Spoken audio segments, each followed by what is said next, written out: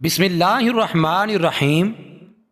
عبداللہ طاہر جب خراسان کے گورنر تھے اور نیشاپور اس کا دارالحکومت تھا تو ایک لوہار شہر ہرات سے نیشاپور گیا اور چند دنوں تک وہاں کاروبار کیا، پھر اپنے اہل و عیال سے ملاقات کے لیے وطن لوٹنے کا ارادہ کیا اور رات کے پچھلے پہر سفر کرنا شروع کر دیا۔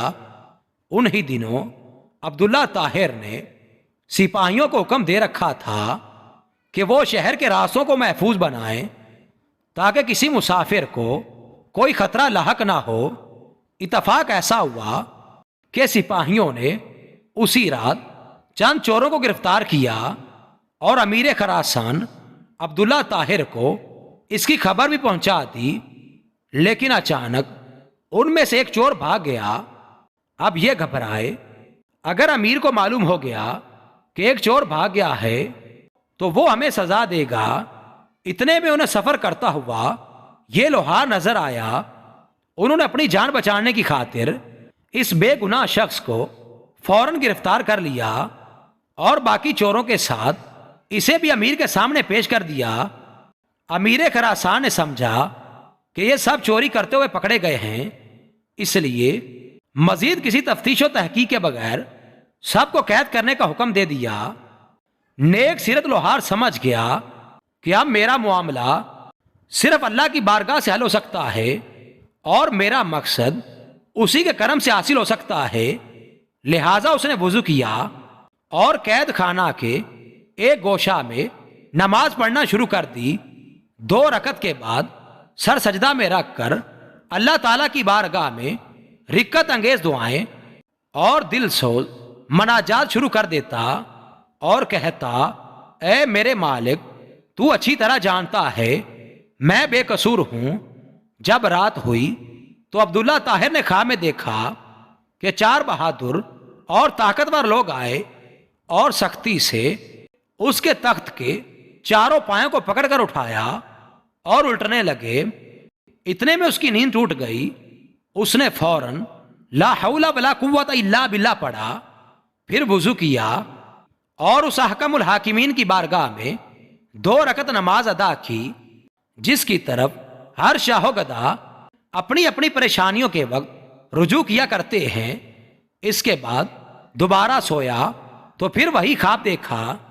اس طرح 4 مرتبہ ہوا۔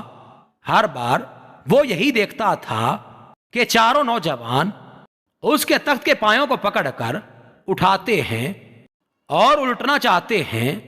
امیر خراسان عبداللہ طاہر اس واقعہ سے گھبرا گئے اور انہیں یقین ہو گیا کہ ضرور اس میں کسی مظلوم کی آنکھ کا اثر ہے۔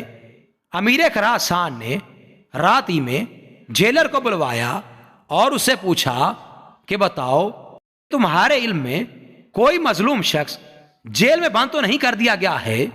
جیلر نے عرض کیا، عالی جا، میں یہ تو نہیں جانتا کہ مظلوم کون ہے، لیکن اتنی بات ضرور ہے کہ میں ایک شخص کو دیکھ رہا ہوں جو جیل میں نماز پڑھتا ہے اور رکت انگیز اور دل سو دعائیں کرتا ہے۔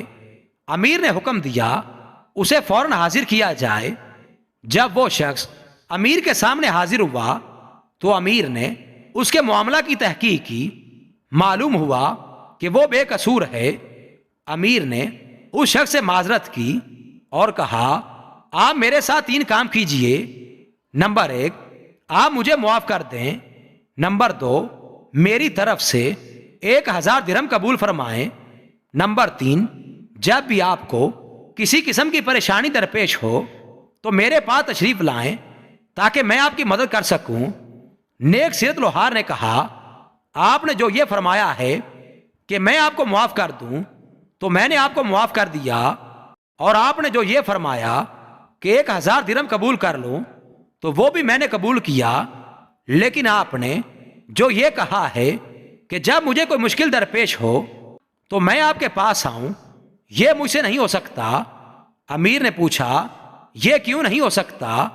تو اس شخص نے جواب دیا کہ وہ خالق و مالک جو مجھ جیسے فقیر کے لیے آپ جیسے بادشاہ کا تخت ایک رات میں 4 مرتبہ عمدہ کر سکتا ہے تو اس کو چھوڑ دینا اور اپنی ضرورت کسی دوسرے کے پاس لے جانا اصول بندگی کے خلاف ہے۔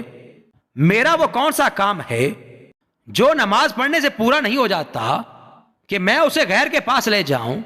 یعنی جب میرا سارا کام نماز کی برکت سے پورا ہو جاتا ہے تو مجھے کسی اور کے پاس جانے کی کیا ضرورت ہے؟